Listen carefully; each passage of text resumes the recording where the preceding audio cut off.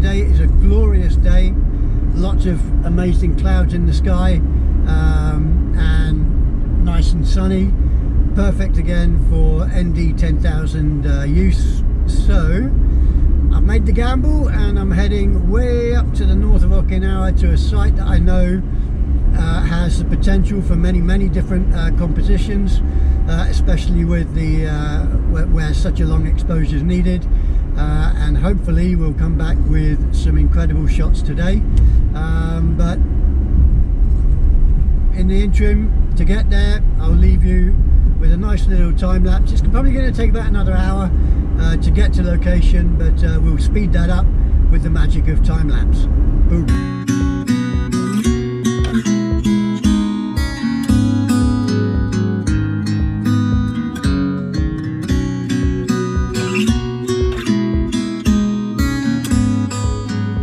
Now folks, we've made our way to the northeast coast of Okinawa this afternoon. After a long drive, I found some water that's a bit agitated, but not exactly how I'd like it, but still it should render a very nice image.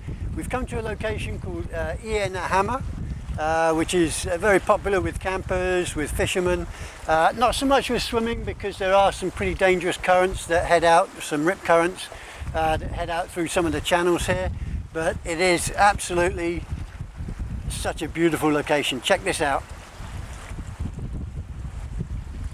So this is going to be our composition. I've got all of these rocks, okay, from over here on the left, this nice pinnacle here, a couple of pinnacles, and then this far rock out on the right hand side there. There's not as many clouds in the sky as I'd like. There are some, which is good. Given the fact that we're going to be using a rather extended shutter speed, I'm hoping that those clouds are going to add a very nice dynamic, kind of just like a white kind of accent in the upper part of the final image. But let's go ahead and get set up, and then I'll go through how it is I'm going to go and use the ND10000.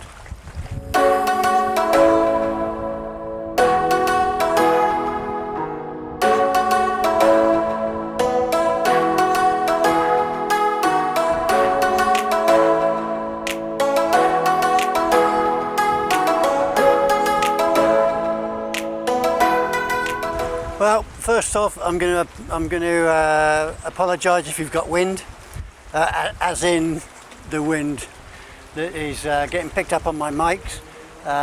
Beautiful day up here in the north, but a little bit windy. But nonetheless, I've got my tripod set up, the composition sorted. We've changed a little bit. Oh, nearly fell over.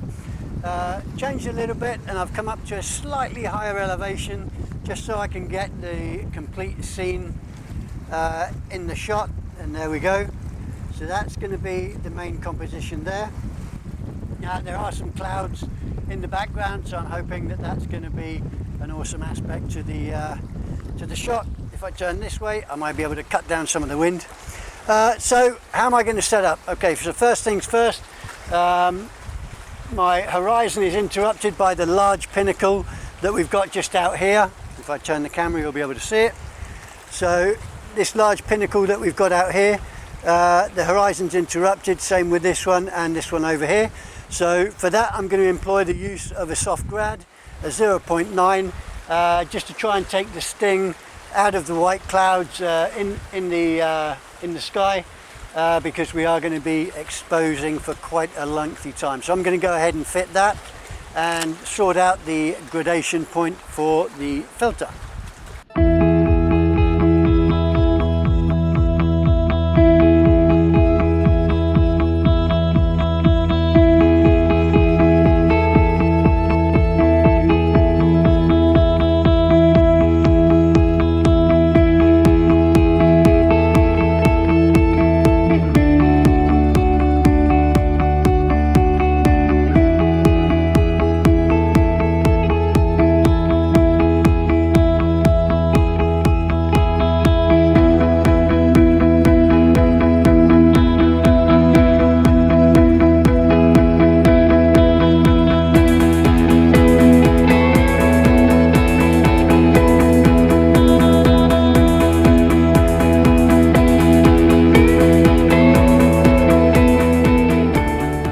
is the puppy I'm going to be shooting today. This is the ND10000, a relatively new product from KANI, KANI Optics. So this is going to be the hoofer. Beautiful conditions, although like I said earlier on, the water isn't as rough as I'd like. But this is just going to be one location that we're going to be one of the locations we're going to be shooting today. Going to head up the coast in a little while in search of some rougher water, and then on the way home this evening or later this afternoon, there's another spot that I'm hoping once the tide turns, when the water picks up a bit, that we should get a little bit of wave action there as well. But that's by the by. We're going to go ahead and shoot this guy. Now, the one thing I found is that trying to calculate effectively extended shutter speeds when you're using such extreme ND filters as this one. This one, ND10000, is actually equivalent to about 13.5 stops of light.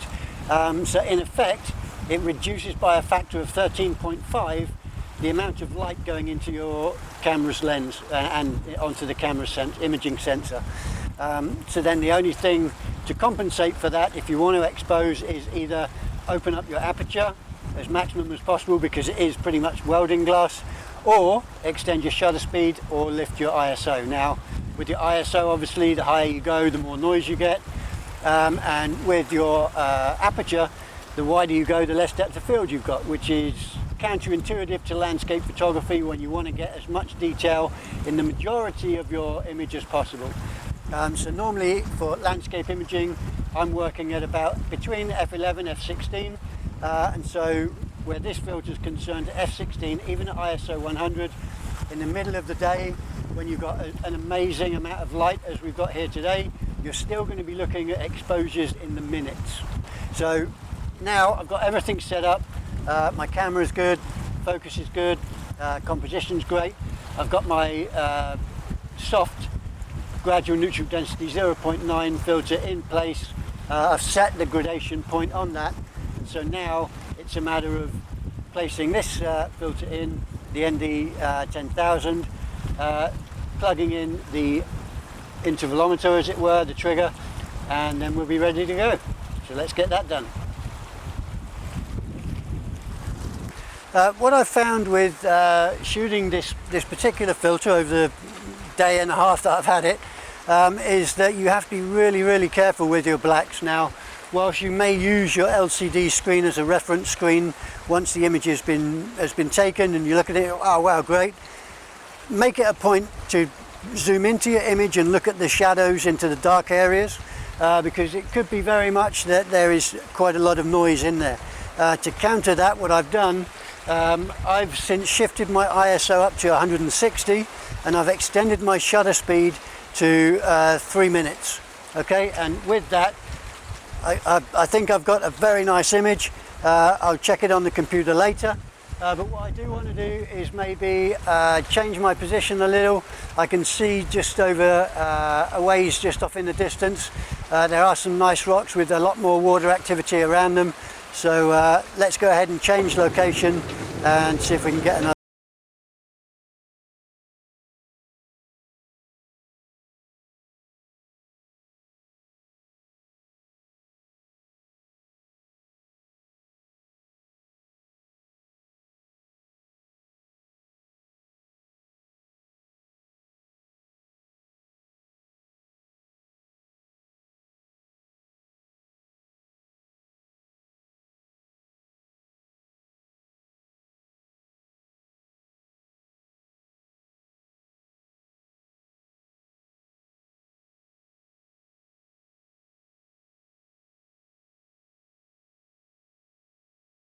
As you can see, we're set up here.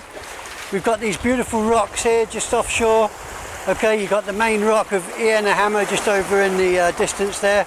But what is more important is this whole, the agitation of the water in between these rocks with the small waves that are breaking in and breaking over these rocks. Okay, now I've got the composition sorted out. I've set my soft grad 0.9, set the gradation point.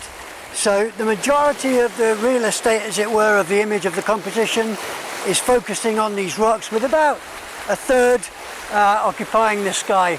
Now in the near distance the clouds are zipping across the sky pretty fast, but in the far distance it seems to they're taking, the effect is going to take a lot longer for them to sweep across. So just focusing more on this water, the swirling water of around these rocks here.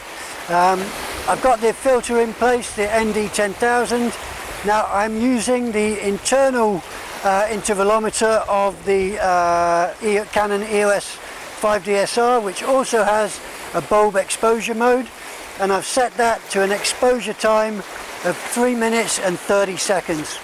I'm at ISO 200 and aperture f16, so hopefully we should be good to go. I'm going to trip the trigger and I'll catch up with you in 3.5 minutes.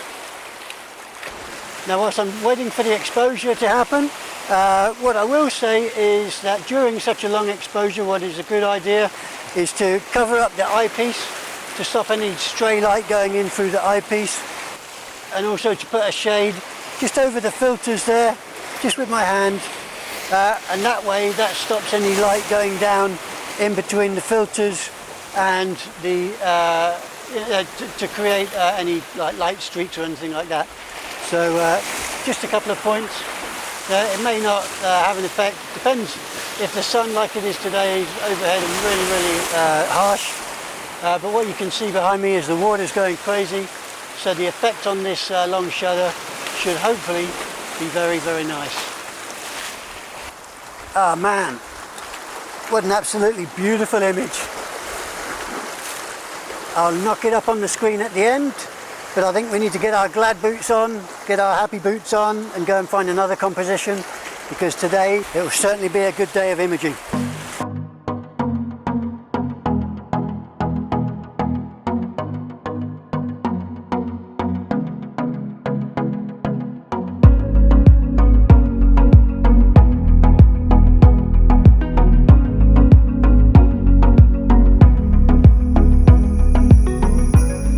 On my way back down south, I've left the north now. I'm pretty much in the southern part of Okinawa on my way home, and I thought I'd stop at one of my favourite points, and that is the Cape Zampa lighthouse.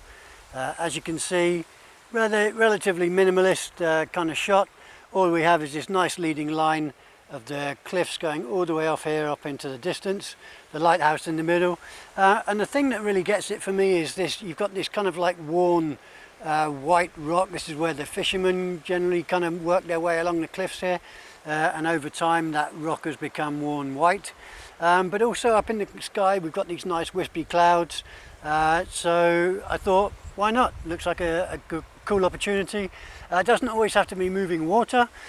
Clouds can also play an integral role in super long exposure as well, to create a very nice kind of special effect in the sky. And that's what I'm hoping to accomplish with this shot. On the camera I've got the Premiere Soft Gradual Neutral Density 0.9 filter alongside the ND10000. I'm at f16, ISO 125, and I'm in the midst of a 4.5 minute exposure. So let's give it a short while and see how we get on.